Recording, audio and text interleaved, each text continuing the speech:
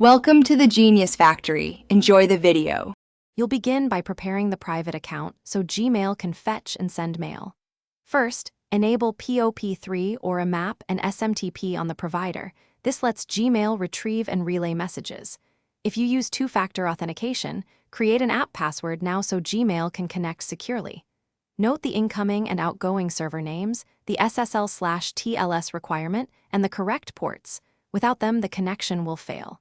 Once done, open Gmail settings and go to Accounts and Import to add the account. You'll now tell Gmail to fetch mail.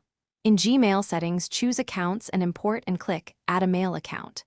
Enter the full private email address and pick the POP3 import option. Then type the incoming server name, correct port, and app password or normal password depending on your security setup. Choose whether to leave a copy on the server and apply a label so messages stay organized.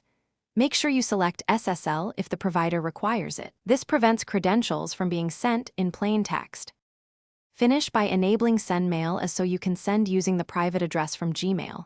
Go back to Accounts and Import, add the address, supply the outgoing SMTP server, port, and authentication details, and use the app password when required. Gmail sends a verification code. Enter it to confirm. Once verified, send and receive test messages to ensure both directions work. If something fails, recheck server names, ports, SSL/TLS selection, and app password. Often the problem. Thanks for watching. If you found this helpful, don't forget to like and subscribe.